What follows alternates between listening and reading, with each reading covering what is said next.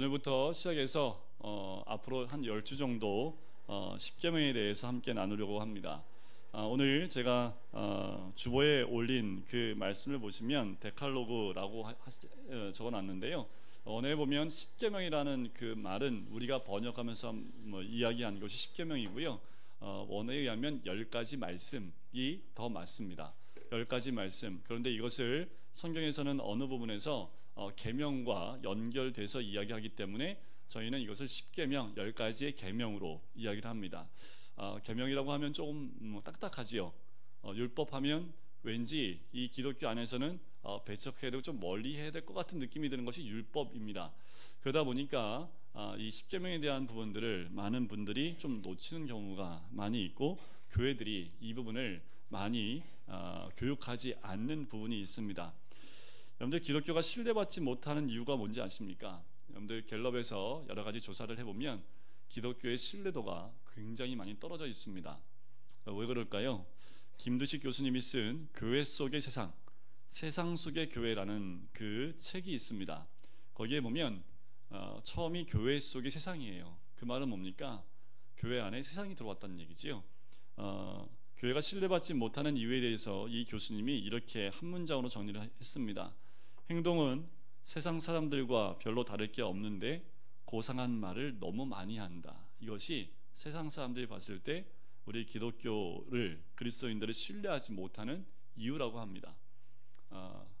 다시 말씀드리면 말은 잘하는데 잘 안 한다라는 거죠. 이 말은 제가 교회를 다닐 때 우리 부모님이 저한테 해준 말입니다. 교회 다니는 사람들은 말은 참 잘해 하면서 항상 그 말씀을 제 귀에 못이 박도록 해줬던 말인데, 지금 20-30년이 흘러도요, 이 말은 계속 회자되고 있지요. 다시 말씀을 드리면 말과 행동이 일치하지 않는다라는 겁니다. 왜 그러냐 하면 시대가 점점 변해가면서 우리 사회가 도덕적 가치를 굉장히 중요하게 생각을 합니다.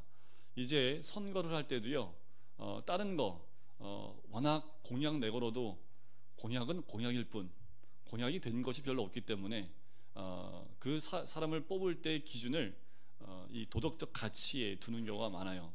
도덕적인 사람이냐, 거짓말 안 하고 정말 괜찮은 사람이, 그 사람의 된데미를 보고 선거를 하는 경우가 많아졌다라는 겁니다. 그만큼 세상 사람들이 이 도덕적 가치를 높이 두는 것만큼 교회에 대해서도 이 도덕적 가치를 많이 요구하게 됐다라는 거지요.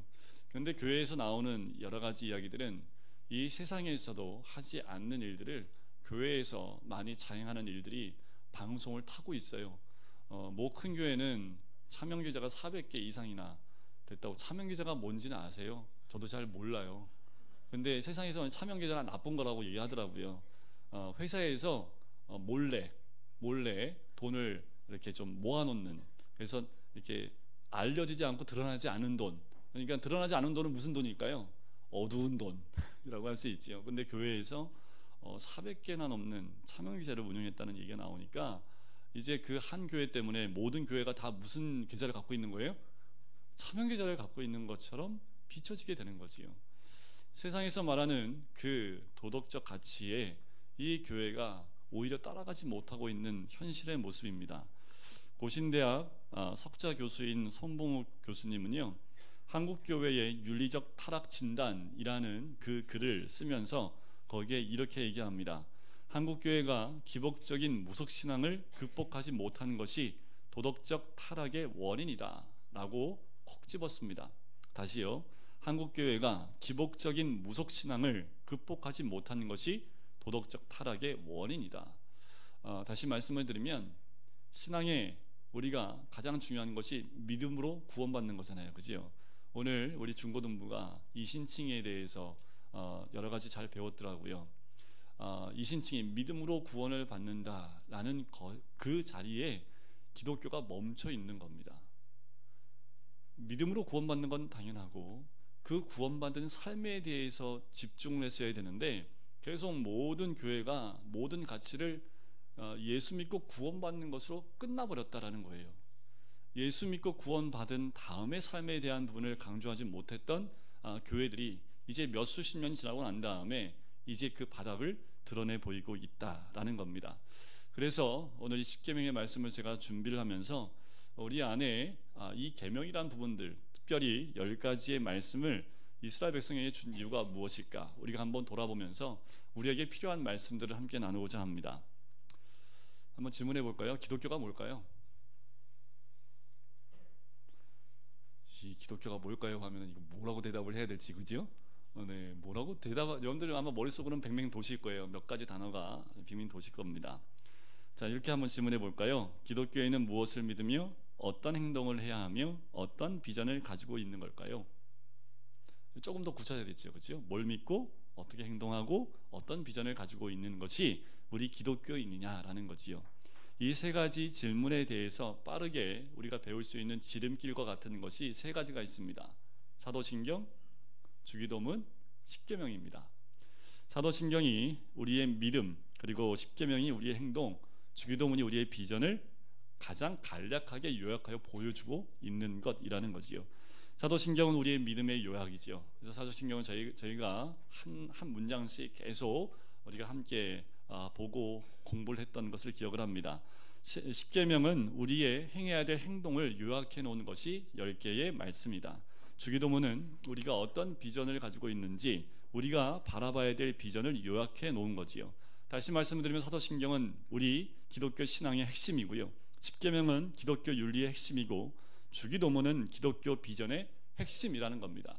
이 세 가지가 빠지면 기독교는 존재 가치가 없어집니다. 자, 기독교가 있을 때 이 세 가지만 있으면 우리 다음 세대에도 흔들리지 않는 믿음 가운데 세워질 수 있다는 겁니다. 그만큼 중요하다는 거지요. 그래서 신앙생활의 3대 지침서, 기독교인의 3대 보물이라고 얘기하는 것이 이 세 가지입니다. 보물인 줄 아셨어요? 우리가 신앙생활하면서 이것을 강조하지 않기 때문에 이것이 얼마나 중요한지 우리가 간과하고 살았다라는 거지요. 우리가 어떻게 살아가야 될까? 그 기본적인 기본 생활, 삶의 지침이 십계명에 있다라는 겁니다.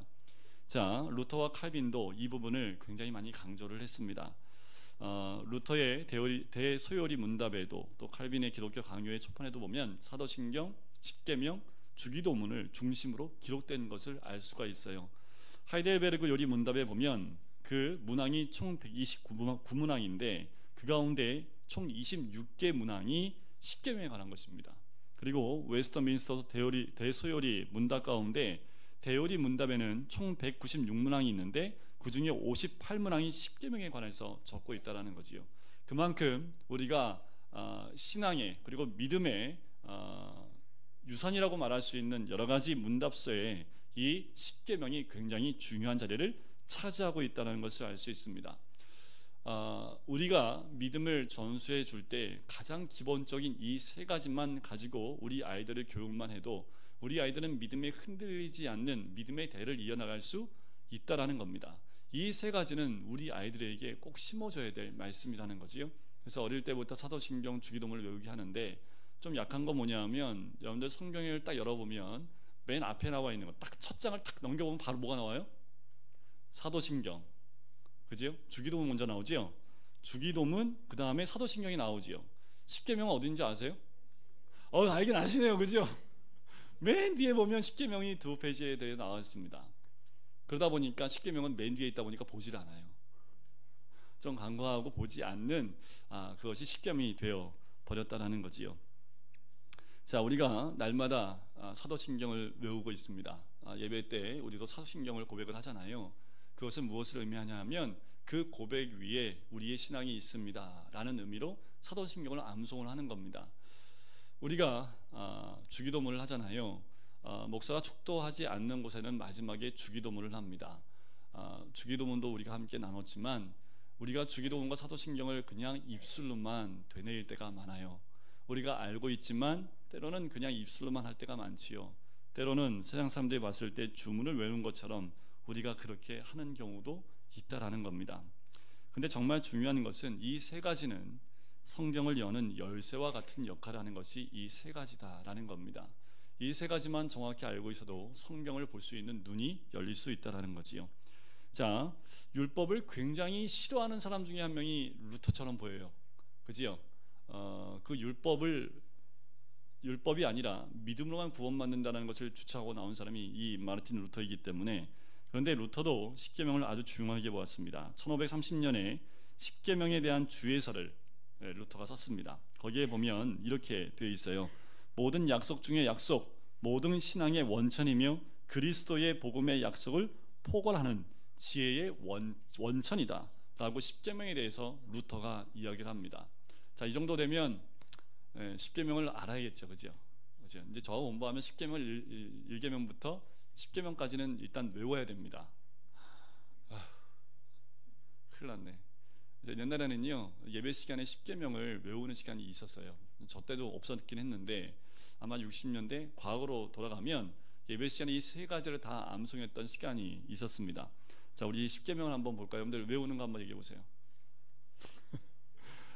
갤럽에서 1988년도에 미국에서 조사를 했대요. 크리스찬들 대상으로 조사를 했는데 약 한 18% 정도가 10계명 가운데 5개 계명을 알고 있었답니다.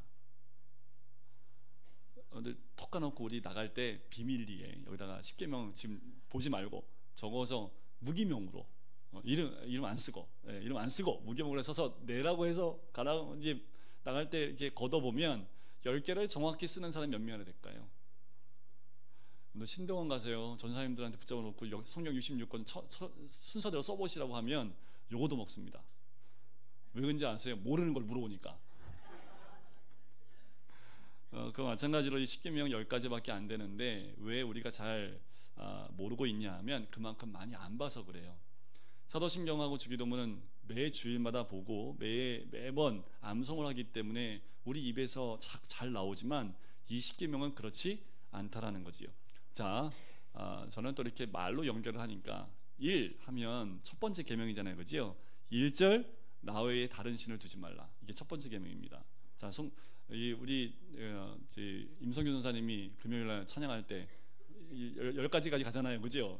1 하면서 뭐 하고 막 하잖아요, 그죠? 한번 해보려고요. 1절 하나님 외에 다른 신을 두지 말라. 뭐라고요? 1절, 그러니까 1번이에요. 1절 나 외에 다른 신을 두지 말라. 두 번째는 뭐냐 하면 2입니다. 2. 두 번째, 이상한 우상을 섬기지 말라. 이상한 우상. 자, 첫 번째 1절 나 외에 다른 신을 두지 말라. 이상한 우상을 섬기지 말라.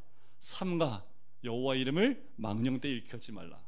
뭐라고요? 3가 여호와 이름을 망령되이 일컬지 말라. 첫 번째 1절 주 너희 하나님만 나 외에 다른 신을 두지 말라. 이상한 우상을 섬기지 말라.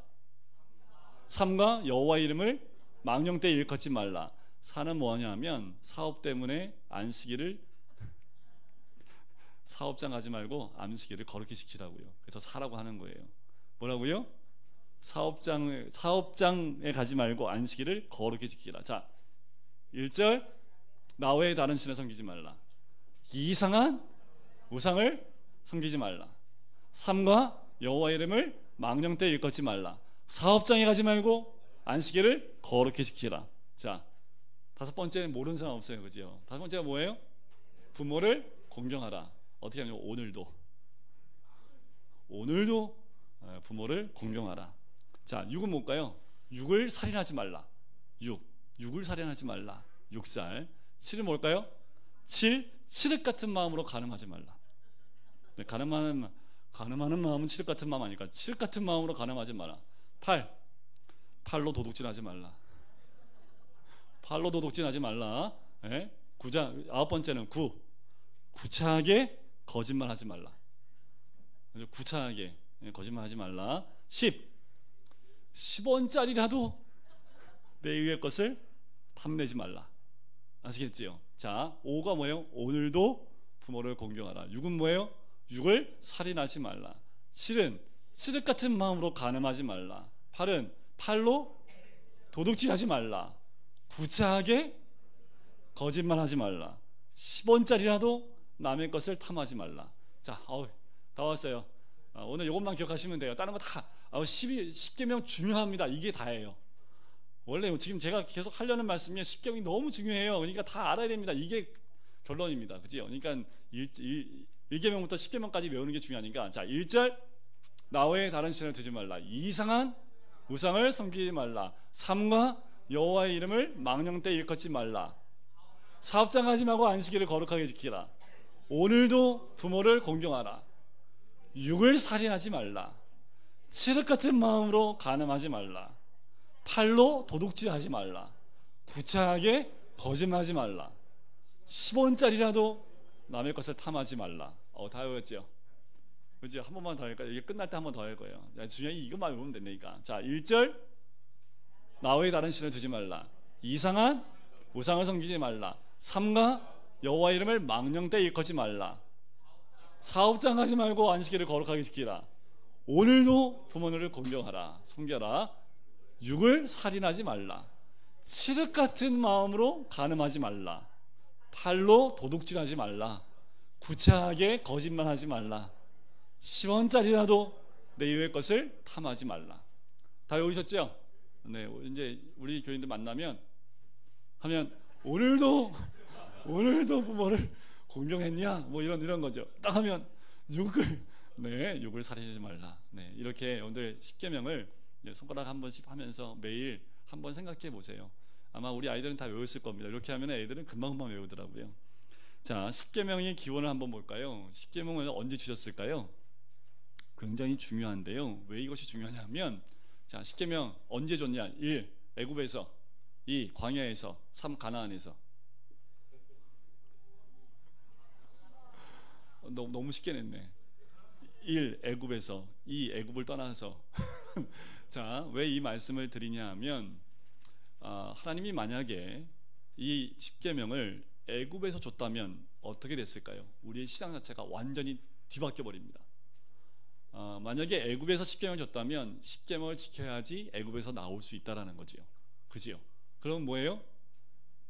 애굽에서 이스라엘 민족이 출애굽을 하는 조건이 뭐가 됩니까? 십계명을 지키는 게 돼요. 그 말은 뭐예요? 우리가 구원받으려면 뭐가 필요해요? 십계명 말씀을 지켜야지, 그렇게 행해야지만 구원을 받을 수 있다라는 의미가 될 수 있기 때문에 하나님이 애굽에서 십계명 주지 않습니다. 자, 구원은 이스라엘 민족이 출애굽할 때 마지막 재앙 가운데 하나님이 중요하게 보셨던 건 뭘까요? 죽음이 넘어가게 했던 유월절, 패스오버, 어린 양의 피가 발라져 있는 거지요.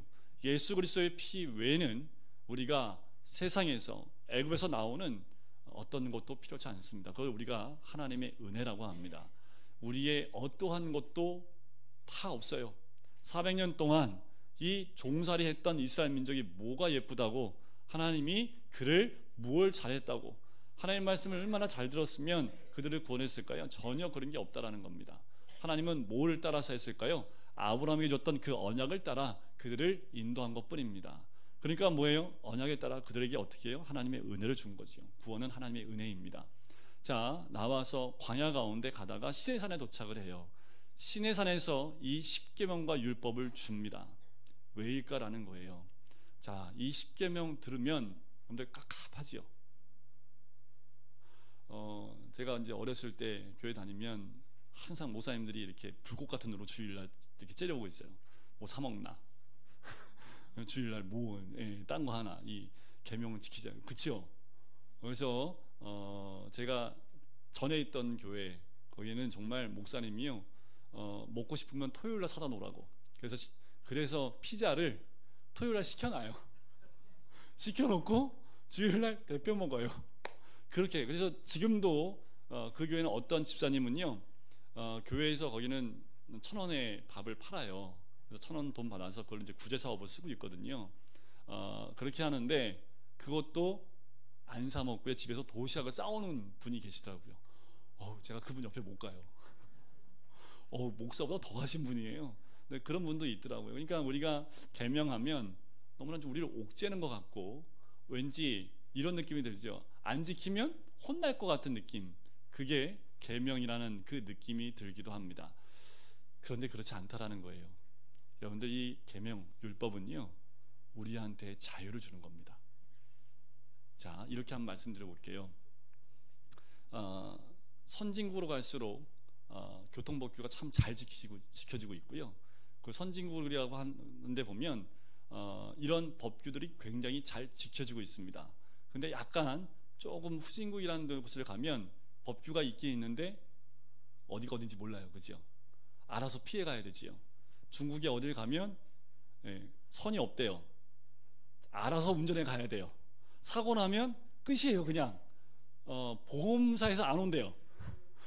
근데 영상 보니까 가다가 치였거든요. 근데 남자가 이렇게 차에 딱 치였는데 투투 하고 일어나서 그냥 가더라고요. 차는 차대로 가고 사람은 사람대로 가고. 우리나라는 그 다음부터 들어눕잖아요. 그죠? 사람이 올 때까지 들어오는데 거기는 정말 어떤 분은 이렇게 깔렸는데 차 밑에 깔렸는데 차가 그냥 가요. 깔린 사람이 투투 일어나서 가요. 참 대단한 곳 아닙니까? 동남아시아에 가면 이런 법규들이 없지요.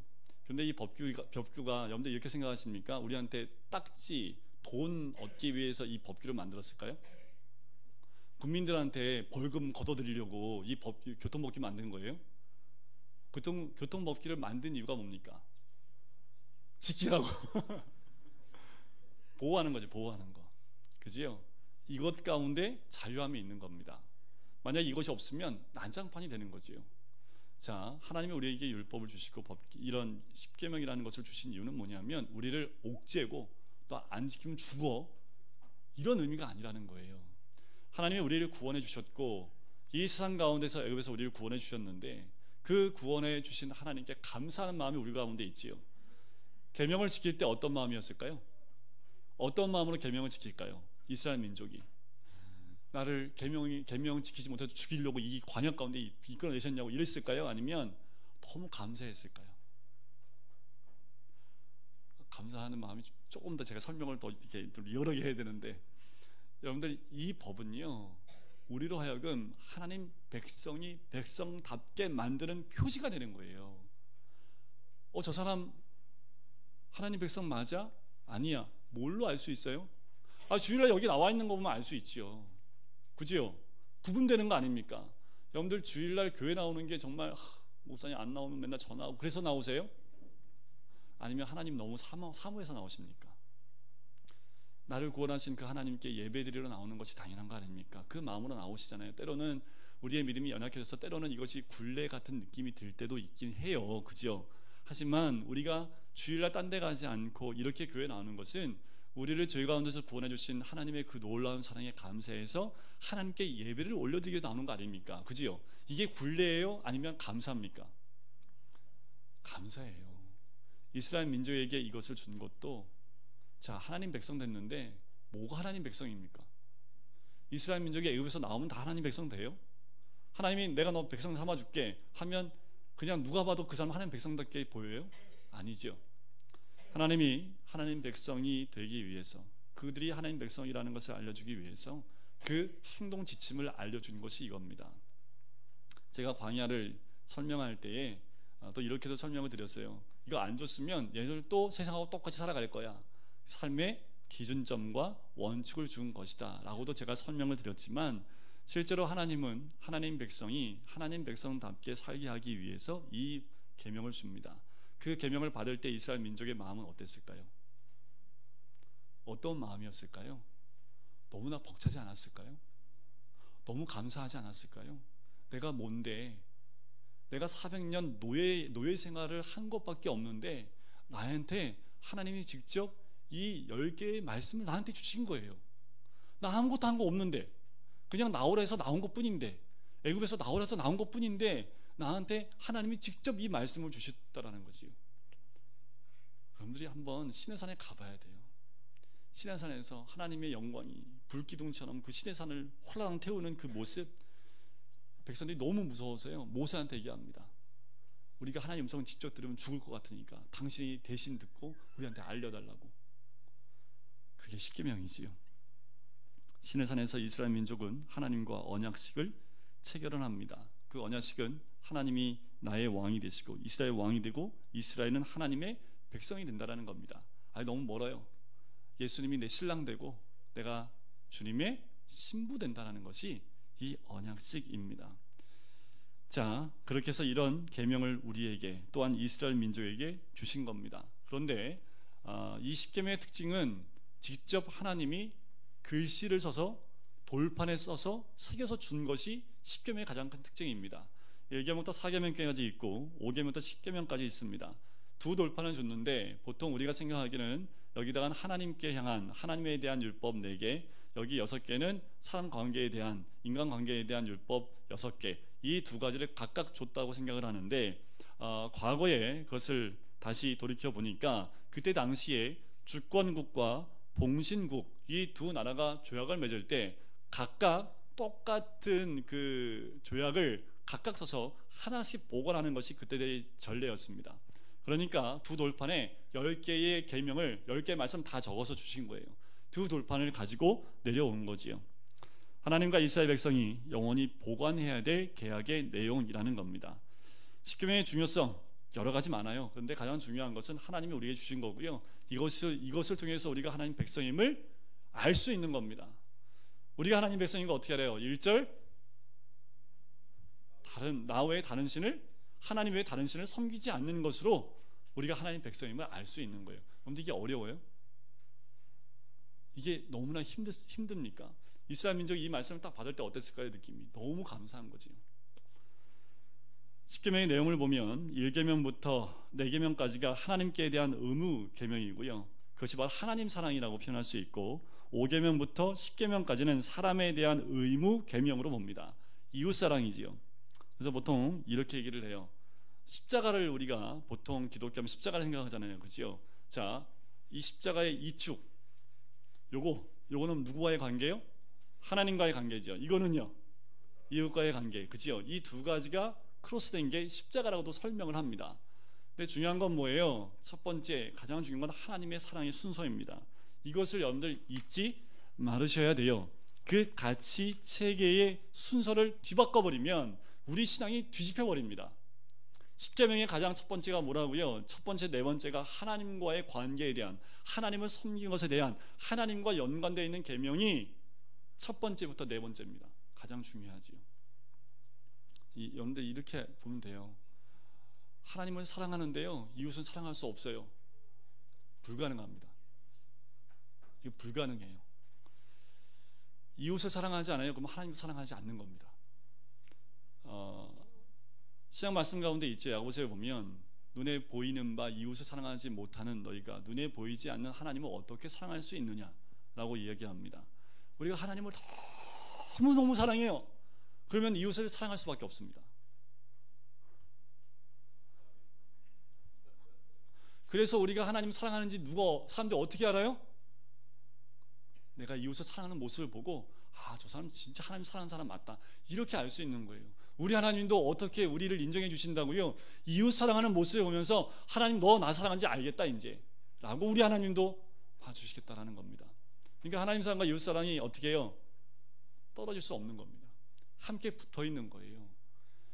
그러니까 우리가 하나님만 사랑하면 내 이웃도 사랑하는 거지요. 이것이 함께 가는 말씀인데, 자, 여러분들 4페이지에 보면 제가 1계명부터 8계명까지만 좀 적어놨는데 거기에 가지체계의 순서를 이렇게 적어놨지요. 하나님이 첫 번째, 그 다음이 공동체, 그 다음이 생명, 그 다음에 성, 재산 순서대로 이 순서가 가치체계가 형성이 되어져 있습니다. 그런데 이 시대는 가치체계가 거꾸로 가고 있지요. 어떻게 됩니까? 최우선 순위가 뭐로 돼가고 있어요? 재산, 그 다음이 성, 그 다음이 생명, 그 다음이 공동체, 그 다음이 하나님. 이게 거꾸로 되어져 가고 있는 시대가 되어져 갔다라는 거지요. 그러니까 어떻게 해요? 교회 안의 십계명도 점점 무너져 가고 있는 모습이 이 현대의 모습과 같다라는 겁니다. 십계명을 왜 주셨을까요? 구원받은 성도들이 성도답게 살아가는 조건이기 때문에 그렇습니다. 우리가 하나님 백성으로 살아가는 조건입니다. 이 10가지를 우리가 함께 이루어 나가고 또 지켜나감을 통해서 우리가 하나님 백성이라는 것을 이 땅 가운데 드러내볼 수 있는 가장 간단한 모습과도 같은 거지요. 이스라엘 민족은 이것을 철저히 지키기 위해서 몇 가지로 확대해놨는 줄 아세요? 613가지로 확대해놨습니다. 더 철저히 지키기 위해서요, 그걸 세분화해서 나눈 게 613가지입니다. 안식일에 대한 개념만, 그 율법만 29가지가 있어요. 29가지에 걸리면 다 죽어요. 그 정도로 이 유대인들은 철저하게 하나님 말씀을 지키기 위해서 613가지로 나눠져 있고, 또 세분화돼서요 어마무지한 율법으로 더 많이 세분화되어져 있는 것을 보게 됩니다. 우리 예수님이 이 땅에 오셨을 때 율법을 폐하러 왔다고 말씀하셨잖아요. 그죠? 제가 이렇게 말씀하면 아닌데요 하셔야 됩니다. 우리 예수님이 율법을 폐하러 온 것이 아니라 완성하러 이 땅에 오신 거죠. 예수님이 이 땅에 오심으로 율법이 완성이 되어버린 겁니다. 왜 그럴까요? 여러분들 산상순에 보면 계명의 부분들을 우리 예수님이 다시 정확하게 설명해 주는 부분이 5장에 나오잖아요. 그죠? 우리 예수님은 십자가로 그 계명을 완성하고 율법을 완벽하게 만들어 주신 분이 우리 예수님이라는 겁니다. 그럼에도 불구하고 우리가 왜 십계명을 잘 모를까라는 거예요. 우리가 왜 그렇게 십계명을 가까이 하지 못할까? 교회에서 많이 가르치지 않는 것이 첫 번째 이유입니다. 왜 교회에서 십계명을 많이 나누지 않고 가르치지 않을까? 자, 마지막 페이지에 보면 그 문제를 두 가지로 나눠서 설명을 합니다. 교회 밖의 문제와 교회 안의 문제로 나눠서 이야기를 하지요. 교회 밖의 문제가 뭡니까? 포스트 모더니즘이라고 하는 이 시대의 사상, 문화적 풍조가 절대 진리, 절대 도덕을 원칙적으로 거부합니다.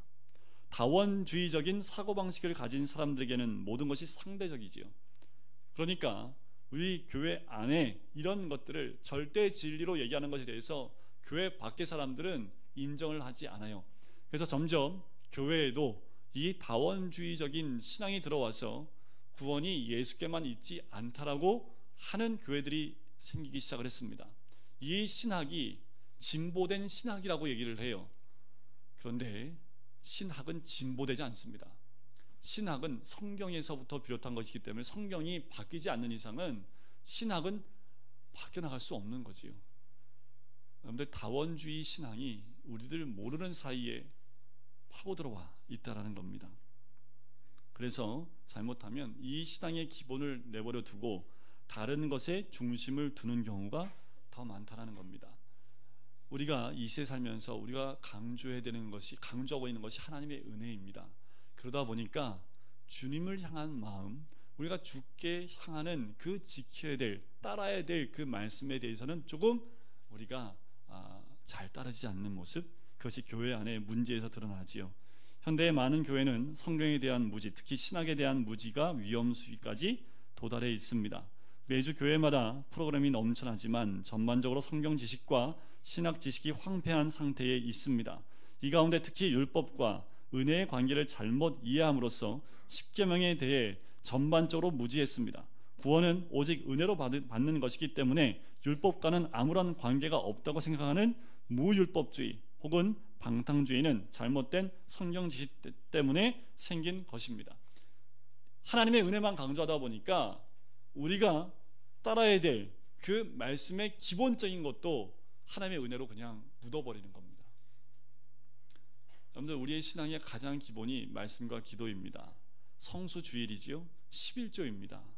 이런 아주 기본적인 것들이 우리 삶 가운데 지켜져 나가야 되는데, 에이, 뭐 한두 번 한다고 하나님 우리 사랑하지 않으실 거야, 사랑하실 거야 라는 그 말로 하나님의 은혜를 그냥 그것들을 덮어나간다라는 거지요.